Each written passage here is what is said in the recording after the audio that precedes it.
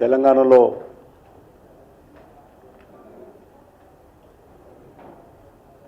Parliament ఎన్నికలకు సంబంధించినటువంటి ప్రచారము చివరి దశకు చేరుకున్నది. భారతీయ జనతా పార్టీ కూడా అన్ని రకాలుగా మేము ప్రచారం చేపడుతున్నాం. ముఖ్యంగా ఇంటింటికి వెళ్ళేటువంటి కార్యక్రమానికే ప్రాధాన్యత ఇస్తున్నాం. మా పార్టీ మహిళా మోర్చా, మా పార్టీకి సంబంధించినటువంటి యూత్ పార్టీ నాయకత్వం కూడా గ్రామాల వారీగా, పోలింగ్ బూతుల వారీగా గ్రామాలలోనూ పట్టణాల్లోనూ తిరుగుతున్నారు. ఏ ఇంటికి వెళ్ళినా కూడా,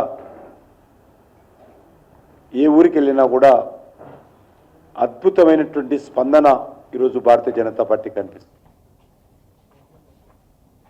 చాలామంది ప్రజలు స్వచ్ఛందంగా మీరు రాకముందే మేము నిర్ణయించుకున్నాము, మీరు మా ఇంటికి రాకముందే, మీరు ఓటు అడగకముందే మేము మా స్నేహితులందరికీ ఫోన్లు చేసి చెప్పాము, స్వచ్ఛందంగా మేము బీజేపీని గెలిపించాలనుకుంటున్నాం అనేటువంటి స్పందన కొన్ని వందల వేల లక్షల ఇళ్లలో మాట వినిపిస్తాం. అనేక ప్రాంతాలలో స్వచ్ఛందంగా ముందుకొచ్చి వాళ్ళు ఏమాత్రం తడబడకుండా, గత ఎన్నికల్లో మీకు వేయలేదు కానీ ఈసారి ఖచ్చితంగా బీజేపీకి వేస్తామనేటువంటి వాతావరణము ఈరోజు కనిపిస్తూ ఉంది. ఏదైతే ఈరోజు టార్గెట్ చేసి బీజేపీని ఎరకాటంలో పెట్టాలనేటువంటి కుట్ర కాంగ్రెస్ పార్టీ ఏదైతే రిజర్వేషన్స్ పైన చేసిందో, ఆ రిజర్వేషన్ లబ్ధి పొందుతున్నటువంటి వాళ్ళే చాలా చురుకైనటువంటి పాత్ర పోషించి బీజేపీ కోసం ప్రచారం చేస్తున్నారు. అంటే ఏ మాత్రం కూడా కాంగ్రెస్ పార్టీ చేస్తున్నటువంటి తప్పుడు ప్రచారం అనే విషయం అందరూ విశ్వసిస్తున్నారు. చాలామంది అయితే నవ్వుకుంటున్నారు. ఈరోజు భారతీయ జనతా పార్టీ గతంలో ప్రధానమంత్రి గారు వచ్చినప్పుడు కానీ, ఈరోజు కానీ రిజర్వేషన్ విషయంలో చాలా కమిట్మెంట్తో మాట్లాడడం జరిగింది. కాబట్టి అది ఒక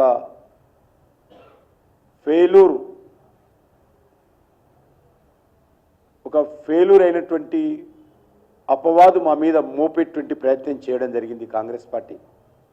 కానీ నేను తెలంగాణ ప్రజలకు ధన్యవాదాలు చెప్తా ఉన్నాను. వాళ్ళు చేసినటువంటి తప్పుడు ప్రచారాన్ని ఎక్కడ కూడా ఏ ఒక్కరు కూడా విశ్వసించలేదు, ఎవరు కూడా ఆందోళన వ్యక్తం చేయలేదు, ఎవరు కూడా రోడ్ల మీదకి రాలేదు. అది చిన్న సంఘటన కాదు. ముఖ్యమంత్రి గారిది ఇర్రెస్పాన్సిబుల్, బాధ్యత రహితమైనటువంటి ఆరోపణ. ఆ రకమైన కామెంట్ చేయడం అనేది ఉన్నదో శాంతి భద్రతలకు భంగం కలిగించేటువంటి కార్యక్రమం. అయినప్పటికీ ప్రజలు నమ్మలేదు కాబట్టి, భారతీయ జనతా పార్టీ ఆ రకమైనటువంటి ఆలోచన లేదు కాబట్టి,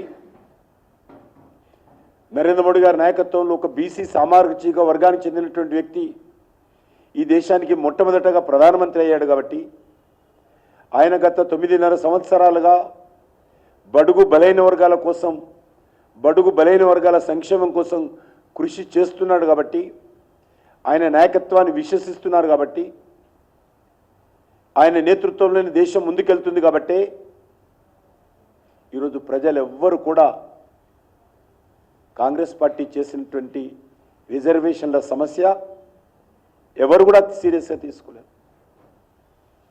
ఎక్కడ కూడా మేము ఇళ్లలో వెళ్తున్నప్పుడు కానీ, బస్తీలలో తిరుగుతున్నప్పుడు కానీ ఏ ఒక్క వ్యక్తి కూడా ఈరోజు దానిపైన మాట్లాడే పరిస్థితి లేదు. ప్రతి ఒక్కరు కూడా మోడీ గారు ప్రధానమంత్రి కావాలి, మేము కమలం పువ్వు కొట్టేస్తామనేటువంటి స్పందన కనిపిస్తూ ఉంది. ఈరోజు ఎక్కడ వెళ్ళినా కూడా ప్రజలు బ్రహ్మరథం పడతా ఉన్నారు. అడుగడుగునా స్వచ్ఛందంగా ప్రజలే బీజేపీ విజయానికి, భారీ మెజార్టీకి బాటలు వేస్తూ ఉన్నారు. తెలంగాణలో అత్యధికమైనటువంటి స్థానాలు భారతీయ జనతా పార్టీ గెలవబోతా ఉంది. ఇందులో ఏ రకమైనటువంటి సందేహం లేదు, ఏ రకమైనటువంటి అనుమానాలు కూడా మాకు లేవు. ప్రజలు భరోసా ఇస్తున్నారు. మీరు టెన్షన్ పడకండి, మీ పార్టీ తెలంగాణలో మెజార్టీ సీటు గెలుస్తుంది.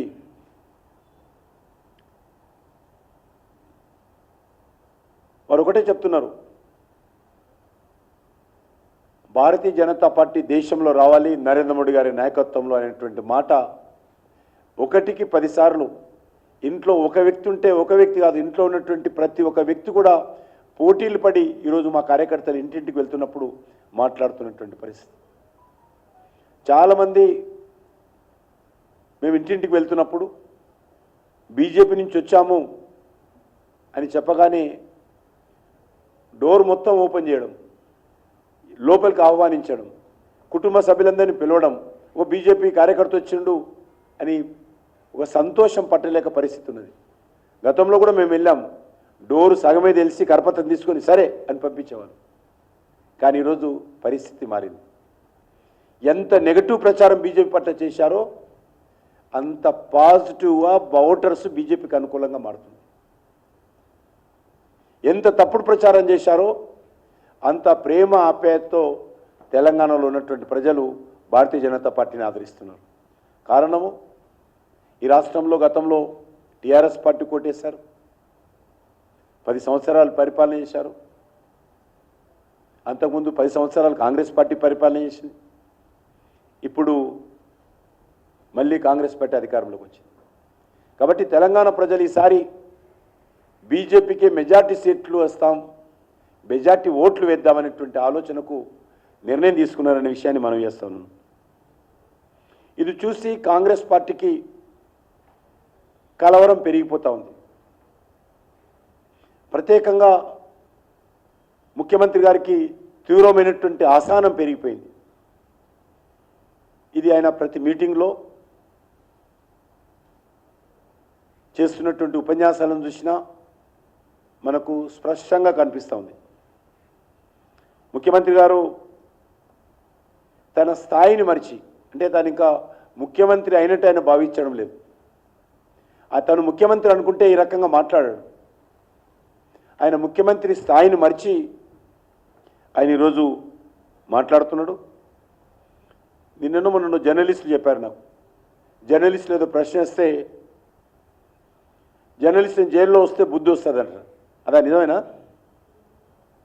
అన్నాడా? ఎక్కడ? జర్నలిస్టులను ఏదో ప్రశ్న అడిగితే 2-3 జర్నలిస్టులను జైల్లో వేస్తే జర్నలిస్టులకు బుద్ధి వస్తుందంటే ఎంత అసహనం ఉందో, ఎంత అహంకారం ఉందో, ఎంత గర్వం ఉందో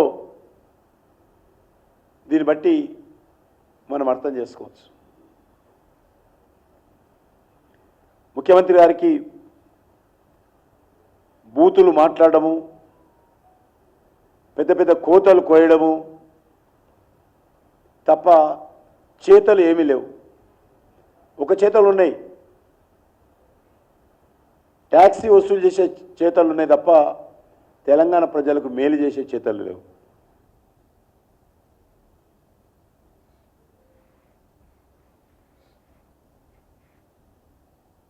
ముఖ్యమంత్రి గారు తిట్ల కోసం, కొత్త కొత్త అబద్ధాల కోసం, ఎప్పుడు వినని తిట్ల కోసం పరిశోధన టీం పెట్టుకున్నాడు. ఆయన ఎక్కడ బయటికి వెళ్ళినా వాళ్ళు పరిశోధన చేసి కొత్త కొత్త తిట్లు ఎదిట్టవచ్చు, భారతీయ జనతా పార్టీ మీద పరిశోధన చేసి ఏ రకమైనటువంటి నిందలు మోపొచ్చు, ఏ రకమైనటువంటి ఆరోపణ చేయొచ్చు. ఒక రీసెర్చ్ టీం పెట్టుకున్నాడు. వాళ్ళు ఉదయం పేపరు, సాయంకాలం మధ్యాహ్నం ఒక పేపరు, ఈవినింగ్ ఒక పేపరు, మీటింగ్ ముందు ఒక పేపరు, మీటింగ్ అయిపోయిన ఒక పేపరు అని చేతులు పెడుతున్నారు. మరి పరిశోధన చేసి కొత్త కొత్త మాటలు వెతుక్కొచ్చి ఈరోజు ప్రజల ముందు పెట్టేటువంటి ప్రయత్నం చేస్తున్నారు. ఆయన రాత్రంతా వాళ్ళు ఇచ్చిన పేపర్ను సరిదిద్దుకొని ఎవరెవరిని ఏమేమి తిట్టాలా, ఎవరి మీద బురద జల్లాలా, ఎవరిని నిరకాటంలో పెట్టాలా అనేటువంటి ఆలోచనే తప్ప పాజిటివ్ థాట్స్ ఈరోజు ముఖ్యమంత్రిగా రాలేదు. ఆయన ఏం చెప్పాడు మొన్న శాసనసభలో? టీఆర్ఎస్ పార్టీ కేంద్ర ప్రభుత్వంతో ఘర్షణ పడ్డది. టీఆర్ఎస్ పార్టీ కేంద్ర ప్రభుత్వంతో ఘర్షణ పడిన కారణంగా తెలంగాణకు అన్యాయం జరిగింది. తెలంగాణకు లాభం జరగాల్సి ఉండింది, కానీ నేను ఆ రకంగా చేయను.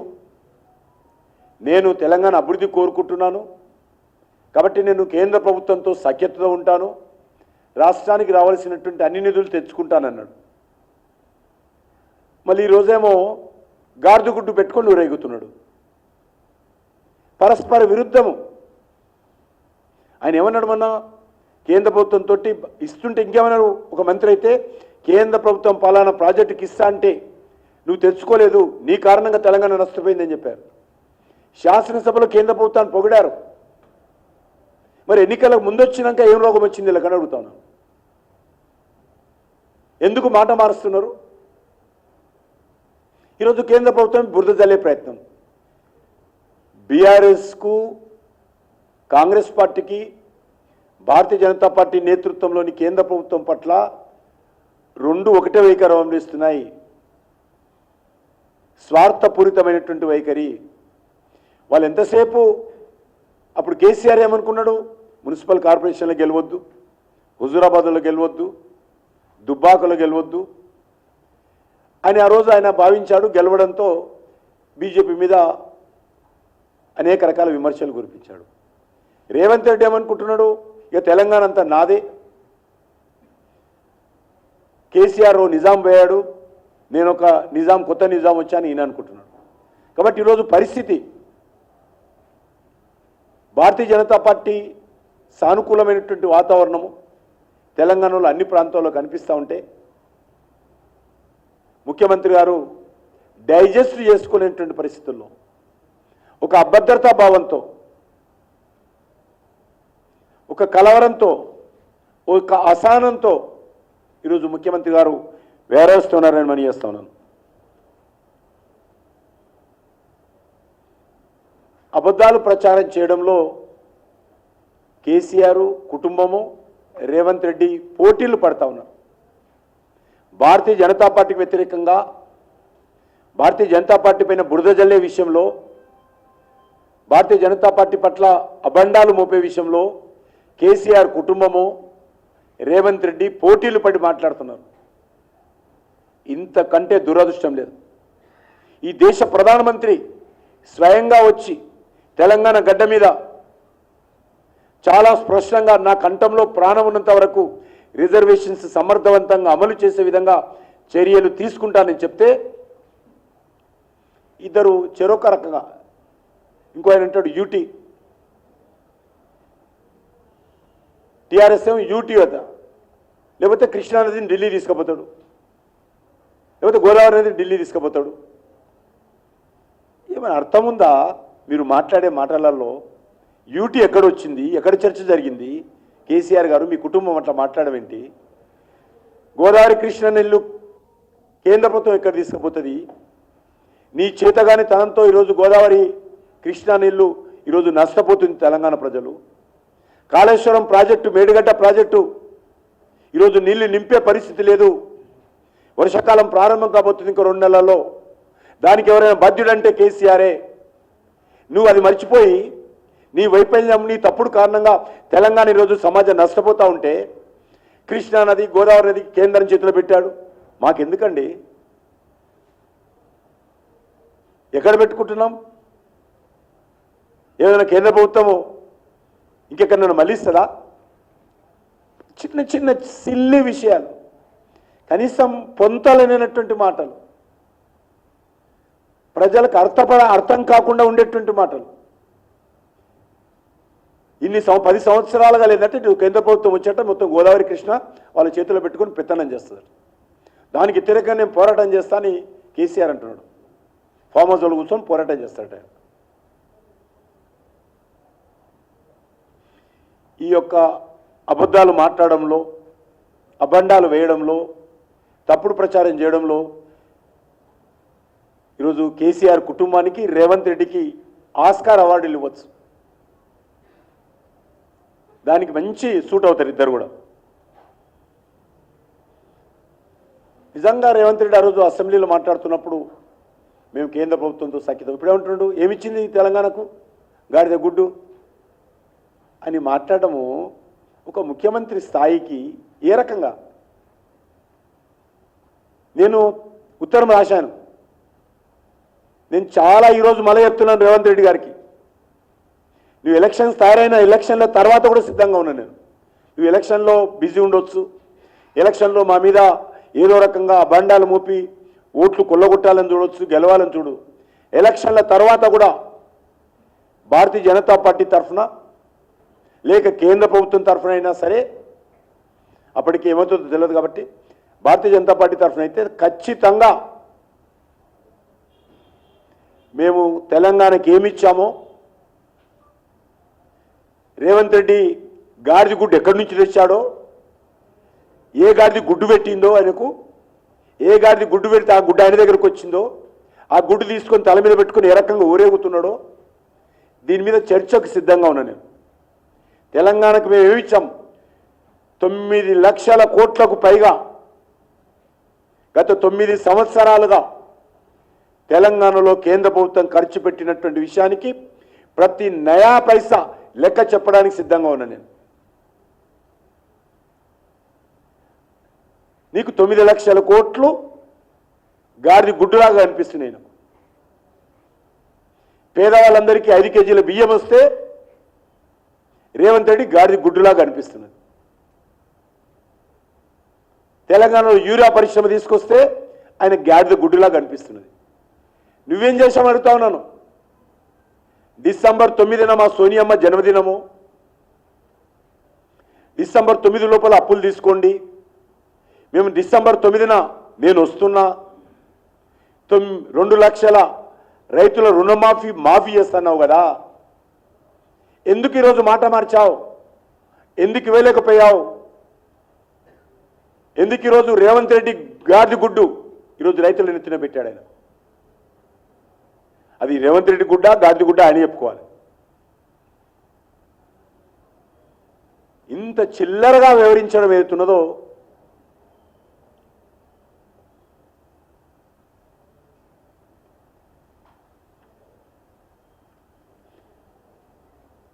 రోజు ఆయన అక్కడక్కడ పోయి చెప్తున్నాడు, ఈయన కేంద్ర మంత్రి చేస్తా, ఆయన కేంద్ర మంత్రి చేస్తా. వాళ్ళు పోటీ చేస్తున్న సీట్లన్నీ, వాళ్ళకు వచ్చే అధికారం ఎక్కడ? 40 సీట్లు వస్తాయా రావా తెలియని పరిస్థితి ఉంటే రేవంత్ రెడ్డి ప్రతి పార్లమెంట్కి వెళ్తున్నాడు. మీరు నన్ను గెలిపిస్తే నేను కేంద్ర మంత్రి చేస్తా.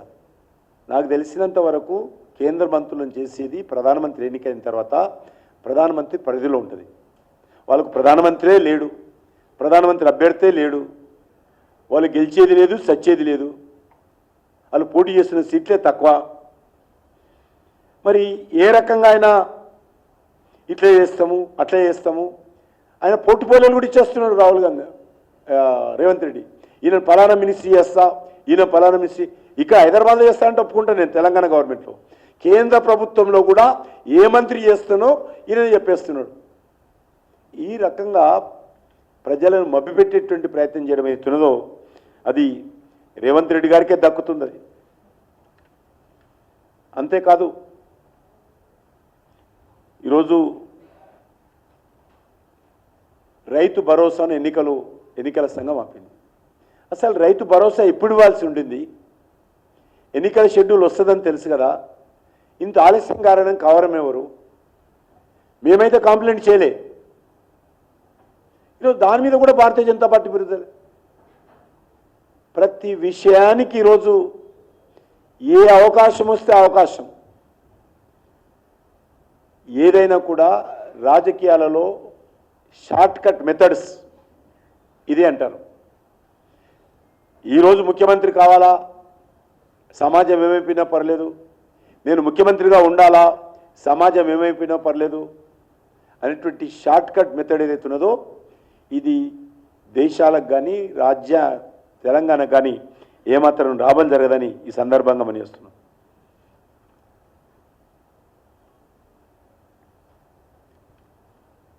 అందుకే భారతీయ జనతా పార్టీ తెలంగాణ ప్రజలకు విజ్ఞప్తి చేస్తూ ఉంది. నిన్నటి రోజు నుంచి కాంగ్రెస్ పార్టీ కార్యకర్తలకు డబ్బులు రిలీజ్ చేస్తున్నాం, మీరు ఓట్లు కొనాలి అనే విధంగా సందేశాలు పంపిస్తున్నాం. మనము దేశమంతా ఇస్తున్నాం కాంగ్రెస్ పార్టీకి డబ్బులు, తెలంగాణలో ఇవ్వకుంటే ఎట్లా? కాబట్టి తెలంగాణలో కూడా మేము డబ్బులు ఇస్తామనే పరిస్థితికి తీసుకురావడం జరిగింది. కానీ నేను స్పష్టంగా మనవి చేస్తా ఉన్నాను, ఈరోజు వాళ్ళు ఎన్ని డబ్బులు పంచినా పంచకపోయినా తెలంగాణలో Bharatiya Janata party double digit సీట్లు గెలవడం ఖాయమైన విషయాన్ని ఈ సందర్భంగా మనవి చేస్తా ఉన్నాను. మంచి సానుకూలమైనటువంటి వాతావరణం ఉంది. ఈరోజు కాంగ్రెస్ పార్టీ ఎంత అహంకారం అంటే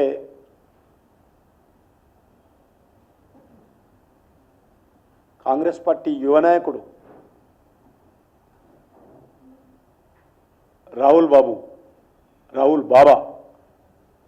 రాహుల్ బాబాకు అత్యంత సన్నిహితుడు అడ్వైజర్ శ్యామ్ పిట్రోడా ఆయన ఏ రకంగా మాట్లాడతాడంటే,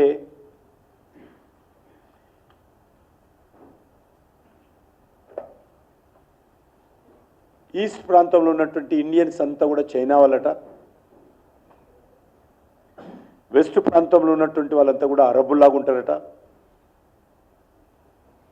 నార్త్ ప్రాంతం వాళ్ళంతా కూడా ఆంగ్లేయులుగా ఉంటారట, మనం సౌత్ ఇండియా వాళ్ళమంట మనం ఆఫ్రికన్ లాగా ఉంటామట. ఏమైనా తల తోక ఉందని అడుగుతా ఉన్నాను. ఇంకా చాలా రకాలు ఉన్నారు ఈ దేశంలో, అనేక రకాల భాషలు, ఆలోచన విధానాలు, విభిన్నమైనటువంటి జీవన విధానాలు కలిపే ఈరోజు భారతదేశం అంటాం. దీన్ని మీరు ఆఫ్రికన్స్గా ఒక దిక్కు, తెల్ల జాతిగా ఒకరిని, చైనా జాతిగా ఒకరిని, మరి ఇస్లామిక్ అరబ్బులుగా ఒకరిని విభజించడం అనేటువంటిది శరీర రంగు ఆధారంగా తక్కువ చేసి మాట్లాడడం అనేటువంటిది కాంగ్రెస్ పార్టీ యొక్క జాతి అహంకారానికి అద్దం పడుతుందని మనం చేస్తా ఉన్నాం. దేశ ప్రజల పట్ల కాంగ్రెస్ పార్టీ యొక్క దురహంకారమైనటువంటి వైఖరికి అద్దం పడుతుంది. మనకు తెలుసు, గతంలో కూడా కాంగ్రెస్ పార్టీ నాయకులు ఈ దేశ ప్రధానమంత్రిని చూడకుండా ఆయన కులం గురించి మాట్లాడారు. నీచ్ అంటే తక్కువ జాతి కులం అని మాట్లాడారు కాంగ్రెస్ పార్టీ నాయకులు ప్రధానమంత్రిని పట్టుకొని. మొదటి నుంచి అలవాటు వీళ్ళకు, ఒక తక్కువ జాతి కులం అని చెప్పి ప్రధానమంత్రి నీచ్ సమాజ్ సే ఆతా హై అంటే తక్కువ జాతి నుంచి వచ్చినటువంటి వ్యక్తి అని మాట్లాడడం ఏదైతున్నదో, మరి కాంగ్రెస్ పార్టీ ఎంత దురహంకారమో మనం అర్థం చేసుకోవచ్చు. ప్రధానమంత్రిని పట్టుకొని మౌత్కా సౌదాగర్ ఎన్ని మాటలు అనలేదు వీళ్ళు. కాబట్టి ఎప్పుడెప్పుడు కాంగ్రెస్ పార్టీ ప్రజల దృష్టిలో వెలవెల్లపోతుందో, పరువు తగ్గిపోతుందో, ప్రతిసారి ఈ రకమైనటువంటి మాటలు మాట్లాడము, తమ అసహనాన్ని అసంతృప్తిని ఈ రకంగా వెల్లడించడం అనేటువంటిది జరుగుతూ ఉంది. అందుకే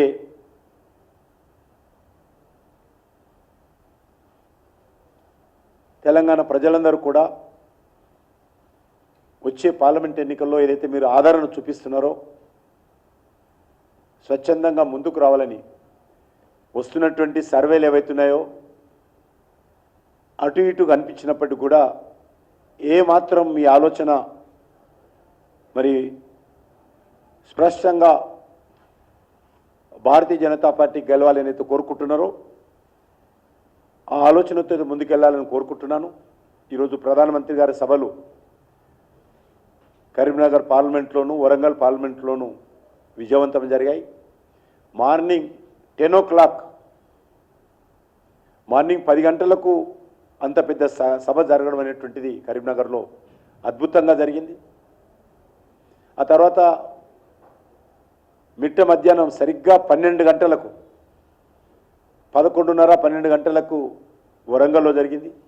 2 సభలు కూడా ప్రజలు ఎండను లెక్క చేయకుండా, వేడిని లెక్క చేయకుండా, మరి ఎప్పుడో తెల్లవారుజామున వాళ్ళ గ్రామాల నుంచి 3 గంటలకు 4 గంటలకు రెడీ అయ్యి మండల కేంద్రాలకు వచ్చి మండల కేంద్రాల ద్వారా ఈరోజు మీటింగ్ వెన్యూకు రావడం అనేటువంటిది మరి ఎంత కష్టమో మనకు తెలుసు.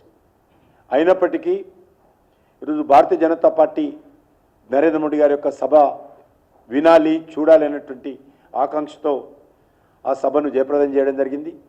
ఆ 2 నియోజకవర్గాల ప్రజలకు నేను మనస్ఫూర్తిగా ధన్యవాదాలు తెలియజేస్తా ఉన్నాను. వారు తిరిగి 10వ తేదీ ప్రధానమంత్రి గారు మళ్ళీ తెలంగాణకు వస్తూ ఉన్నారు. 10వ తేదీ 3 గంటలకు మహబూబాబాద్ నారాయణపేటలో,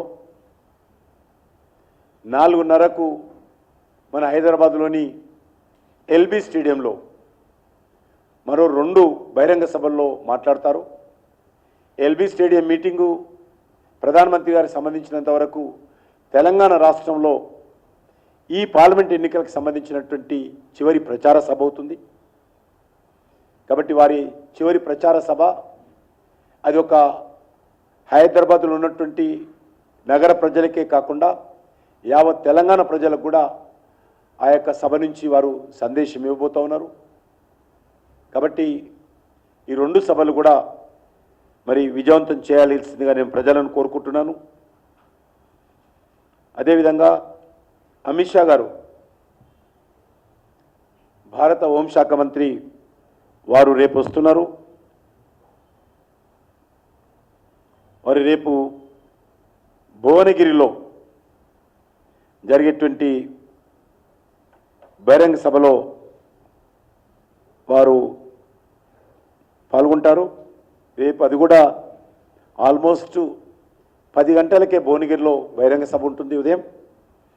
ఆ బహిరంగ సభలో ప్రసంగించి వాళ్ళు తిరిగి వెళ్తారు ఒకటే సభకు. మళ్ళీ 11 నాడు ఎన్నికల ప్రచారం ఆఖరి రోజు అయినటువంటి 11వ తేదీ వారు వికారాబాద్లో జరిగేటువంటి బహిరంగ సభలో ప్రసంగిస్తారు. చేవెళ్ళ పార్లమెంట్ నియోజకమైనటువంటి వికారాబాద్ కేంద్రంలో జరిగేటువంటి సభలో ప్రసంగిస్తారు. అది కూడా ఉదయం 10 గంటలకే ఉంటుంది. తిరిగి మరి వారు వికారాబాద్ నుంచి వరంగల్కి వస్తారు. అక్కడ 11 గంటలకు నాగర్ కర్నూలు పార్లమెంట్కి సంబంధించినటువంటి వికారాబాద్లో 11 గంటలకు వనపర్తిలో వారు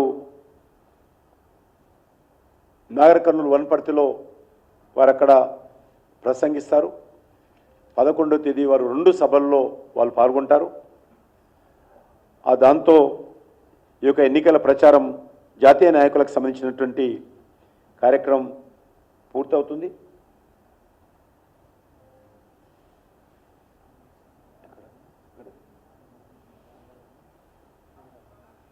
అదేవిధంగా ఈరోజు రేపు రక్షణ శాఖ మంత్రి రాజ్నాథ్ సింగ్ గారు కూడా వారు రాబోతున్నారు. వారు కూడా షెడ్యూల్ ఇప్పుడు ఫైనల్ చేస్తాం. వారు కూడా ప్రసంగిస్తారు ఎన్నికల సభల్లో.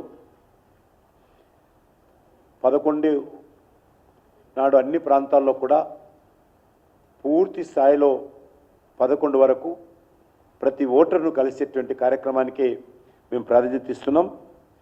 మంచి వాతావరణంలో ఈరోజు ఎన్నికలు జరుగుతూ ఉన్నాయి. ఈ ఎన్నికలు భారతీయ జనతా పార్టీ గెలవాలని, నరేంద్ర మోడీ గారు ప్రధానమంత్రి కావాలని, దేశం వారి నాయకత్వంలోనే భద్రత కోరుకుంటుంది, వారి నాయకత్వంలోనే దేశం అభివృద్ధిని కోరుకుంటుంది, వారి నాయకత్వంలోనే దేశం గౌరవం పెరుగుతుంది, వారి నాయకత్వంలోనే దేశ ప్రజలకు సంబంధించినటువంటి సంక్షేమం చేరుతుంది, వారి నాయకత్వంలోనే దేశంలో ఆధ్యాత్మిక సాంస్కృతిక విప్లవం వస్తుంది. కాబట్టి అవన్నీ మోడీ గారితోటే సాధ్యమైనటువంటి సమాజం నమ్ముతుంది. కాబట్టి ఈరోజు తప్పకుండా ఆ దిశలోనే ముందుకెళ్తా ఉన్నారు ప్రజలు. తప్పకుండా తెలంగాణలో మంచి మెజార్టీతో మేము సీట్లు గెలవబోతున్నాం అనే విషయాన్ని సందర్భంగా మనం చేస్తాం.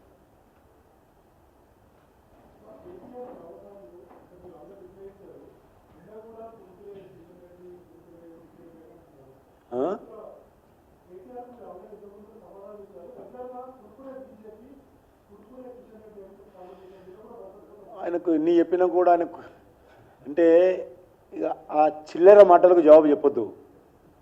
చిల్లర వాళ్ళ మాటలు చిల్లరగాళ్ళే మాట్లాడతారు. ఇంకా వాళ్ళకు కూడా మనం ప్రతిదానికి మాట్లాడుతుంటే చెప్పేవాడు లోకు అంటారు కదా, ఆ రకంగా అయిపోతుంది. కాబట్టి అందుకే ఆయన పేరు కూడా తీసుకొని ఎన్నాడు కూడా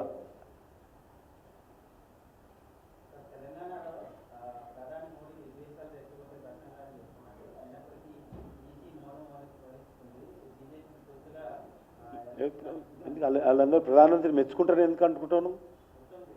ప్రధానమంత్రిని వాళ్ళందరూ మెచ్చుకుంటారని ఎందుకు అనుకుంటున్నావు? మెచ్చుకోరు, వాళ్ళు ఎవరు మెచ్చుకోరు. వాళ్ళు ఏం మాట్లాడినా తప్పులు తీస్తారు. అందుకే నీచ్ అంటారు ఆయన. ఆ స్థాయి కూడా దిగుతారు.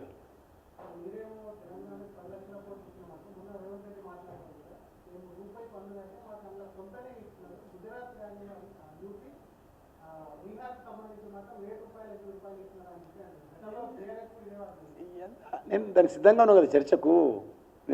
నేను కేంద్ర మంత్రి చెప్తున్నాను, బీజేపీ ప్రెసిడెంట్ పక్కన పెట్టు.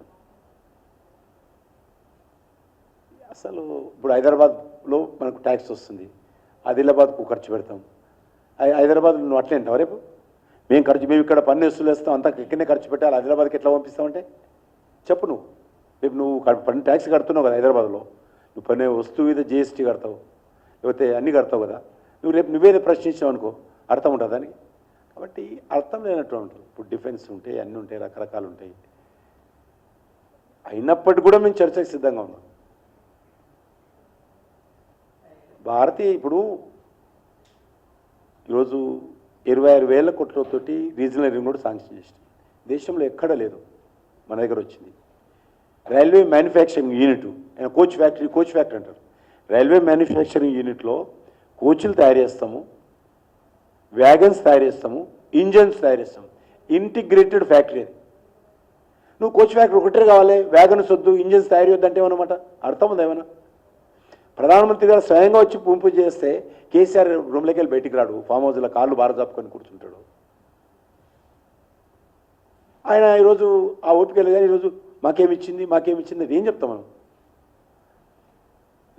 రైల్ మ్యానుఫ్యాక్చరింగ్ దాంట్లో ఇంజన్లు కూడా తయారు చేస్తారు, వ్యాగన్స్ తయారు చేస్తాం, కోచ్లు తయారు చేస్తాం. అయితే దానికి ఏం చెప్తాం మనం? చెప్పు. వితండవాదానికి జవాబు చెప్పే సత్యం. ఎందుకంటే వాళ్ళకు ఉన్నటువంటి భాష మీద ఉన్నటువంటి వాళ్ళకు పట్టు, ఆ భాషను మీరు సోషల్ మీడియాలో కావచ్చు, లేకపోతే టీవీలలో కానీ అద్భుతమైన భాషను మీరు ప్రచారం చేస్తారు. కాబట్టి వాళ్ళు మరింత అహంకారం పెరిగిపోతుంది.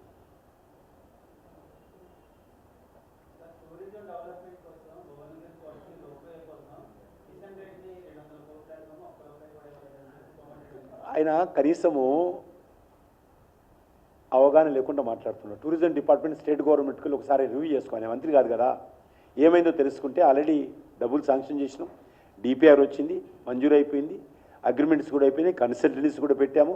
ఆయనకు తెలియదు అది. అసలు ఈ ప్రభుత్వము మంత్రులు ఎప్పుడైనా వచ్చిన తర్వాత ఇంతవరకు తమ శాఖలు రివ్యూ చేశారని అడుగుతాను. ఏమో అవగాహన ఉందా మంత్రులకని అడుగుతాను. కనీసం టూరిజం ఏమవుతుందో తెలుసుకోకుండా మాట్లాడతాడు. కృష్ణరావు గారు మాట్లాడవచ్చు కదా, లేకపోతే టూరిజం సంబంధించిన సెక్రటరీ మాట్లాడవచ్చు కదా, వెంకటరెడ్డి గారు. పోనీ ఆయన అడగగానే ఇవ్వాలని రూల్ ఉందా? కానీ నేను ఇచ్చిన ఆయనకు అడగకుండా ఇచ్చినాను. మరి మా కోపం రానియదు మనుషులకు. అయినా నేను ఇచ్చాము. అద్భుతంగా భువనగిరి పోర్టు మీద 6 ఎకరాల స్థలం ఉంది. దానికి సంబంధించినటువంటి రోపే పెడుతున్నాను, లిఫ్ట్ పెడుతున్నాను, అక్కడ అద్భుతంగా లైటింగ్ సిస్టమ్ చేస్తున్నాను. సుమారు 100 కోట్ల రూపాయలు ఖర్చు పెడుతున్నాను. అది ఆల్మోస్ట్ తెలంగాణ టూరిజం డిపార్ట్మెంట్ తోటి అగ్రిమెంట్ అయిపోయింది, డిపిఆర్ చేశాము, అంతా రెడీ అయిపోయింది. ఇదే కాదు, అనంతగిరి, వికారాబాద్ అనంతగిరి కూడా అక్కడ కూడా అద్భుతంగా చేస్తున్నాం. అది కూడా డిపిఆర్ రెడీ అయిపోయిందంతా. స్టేట్ గవర్నమెంట్కే ఇస్తాం పైసలు, మేము ఖర్చు పెట్టుకోం. రాష్ట్ర ప్రభుత్వానికే ఇచ్చి రాష్ట్ర ప్రభుత్వం ఖర్చు పెట్టాలి. నేను డైరెక్ట్ ఖర్చు పెట్టాను టూరిజంది. అది కూడా తెలియదు ఆయనకు. ఆయన టూరిజం మంత్రి కాదు, టూరిజం మంత్రి కృష్ణారావు, లేకపోతే టూరిజం సెక్రటరీతో మాట్లాడుకోవాలి. ఈ రకంగా మాట్లాడితే నేను జవాబు చెప్పాలి. అడిగేటోడు లోకు, చెప్పేవాడు లోకు అన్నట్టుంది ఇవన్నీ కూడా మాటలు. నేను ఇంకా అవన్నీ ప్రచారం చేసుకున్నాను ఏమేమి ఇచ్చినాయి. 2 ప్రాజెక్టులు కొత్తగా రీసెంట్గా ఎలక్షన్స్ ముందు సంతకం పెట్టాను. ఒకటి అనంతగిరి, ఎందుకంటే హైదరాబాద్ నుంచి అక్కడ పెద్ద కాన్ఫరెన్స్ హాలు, రూమ్స్ మంచి కడితే అక్కడ ఇక్కడ ఐటీకి సంబంధించినటువంటి వాళ్ళు వెళ్ళొచ్చు, అక్కడ ఉండొచ్చు, మీటింగ్స్ చేసుకోవచ్చు, కాన్ఫరెన్స్ చేసుకోవచ్చు. మనకు ఒక టూరిజం డెస్టినేషన్ అనంతగిరి హిల్స్ అవుతుంది, అక్కడ వాతావరణం ఎన్విరాన్మెంట్ ఉంటుంది. ఒకటి భువనగిరి పోర్టు, యాదగిరిగుట్టకి వెళ్ళాలన్నా భువనగిరికి వెళ్ళాలన్నా కూడా ఆ యొక్క పోర్టు డెవలప్మెంట్ చేస్తున్నాను. అద్భుతమైనటువంటి మంచి డిజైన్ మా వాళ్ళు కాంపిటీషన్స్ పెట్టి 5-6 ఏజెన్సీలు పెట్టి తయారు చేయించాను. అద్భుతంగా ఒకటి అప్రూవల్ కూడా చేశాను. అది నాకు తెలియదు, ఆయన దగ్గర కూడా నేను చెప్పాలనా. ఆల్మోస్ట్ 100 crores, 200 crores, 2 కూడా 100 crores. అనంతగిరి ఇది 2 కూడా. అనంతగిరి చాలా రూమ్స్, అదేవిధంగా మంచి కాన్ఫరెన్స్ హాలు, క్యాంటీను, రెస్టారెంట్స్, పిల్లల ప్లే గ్రౌండ్, ఇవన్నీ కూడా పెట్టాను అక్కడ. కాబట్టి అది ఆ 2 వస్తున్నాయి, 2 మంజూరైపోయినాయి. ఇక్కడ నేను చెప్పడం ఎందుకు, తెలంగాణ టూరిజం డిపార్ట్మెంట్కి తెలుసు. మా వాళ్ళు ప్రతి 3 రోజులకు ఒకసారి ఫోన్ చేసి ఏమైందండి, డిపిఆర్ పంపండి అని మేము వెంబడబడాల్సిన పరిస్థితి వచ్చింది.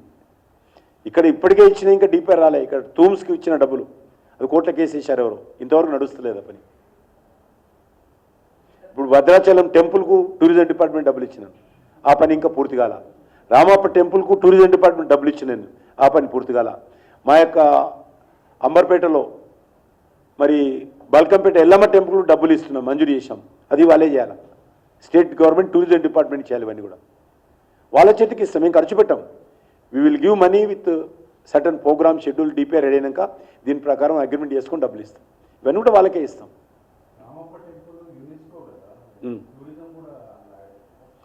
అది యునెస్కోది కాదు, అది మాది కల్చర్ మినిస్ట్రీ. అది archaeology survey of India card ఉంటుంది, దాని కింద ఉంటుంది.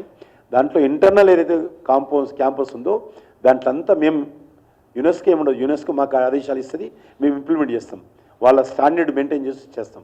అక్కడ కొన్ని దేవాలయాలు, మిగతా ఇతర అమ్యూనిటీస్ చేస్తాము. దాని బయట ల్యాండ్ తీసుకుని మేము అక్కడ ఆల్రెడీ పని, మీరు ఎప్పుడైనా వెళ్ళి చూడండి, మంచి already 3rd floor 2nd floor కూడా పూర్తి అయిపోయినాయి. పెద్ద కాంప్లెక్స్లు వస్తాయి, రూమ్స్, టూరిస్ట్ డెస్టినేషన్స్, లేకపోతే కాన్ఫరెన్స్ హాల్స్, అన్నీ అద్భుతంగా వస్తున్నాయి ఇక్కడ. ఎందుకంటే చాలామంది ఇంటర్నేషనల్ టూరిస్టులు వస్తారు, వాళ్ళు సెర్చ్ చేసుకొని ఎక్కడెక్కడైతే యునెస్కో హెరిటేజ్ ఉందో అవి చూడేటువంటి టూరిస్టులు, పర్యాటకులు ప్రపంచవ్యాప్తంగా ఉంటారు. కాబట్టి వాళ్ళకి కావాల్సిన ఇంటర్నేషనల్ స్టాండర్డ్ రూములు కడుతున్నాను అక్కడ. ఆల్రెడీ రాష్ట్ర ప్రభుత్వానికి డబ్బులు కూడా ఇచ్చాం. మొత్తం మా సూపర్వైజేషన్లో పని జరుగుతుంది, అద్భుతంగా జరుగుతుంది, వేగవంతంగా జరుగుతుంది. మీరు ఎప్పుడైనా సరే ఆ గుడికి వెళ్తుంటే లెఫ్ట్ సైడ్ మొత్తం ల్యాండ్, పెద్ద ఎత్తున పార్కు, చాలా అద్భుతంగా వస్తుంది. నేను కావాలంటే వీడియో ఉంది చూపిస్తాను. ఇంకే వాళ్ళకి అన్నిటి వాళ్ళ పనికిరాని ఆరోపణ నేను జవాబు చెప్పాను ఊరికే. నేను ఇప్పుడు ఎలక్షన్స్లో ఉన్నా, నాకు ఎలక్షన్ గురించో మాట్లాడతా. ఈ పనికిరాని వాళ్ళ గురించి ఊరికే చెత్త మా స్పోక్స్ పర్సన్ చెప్తారు.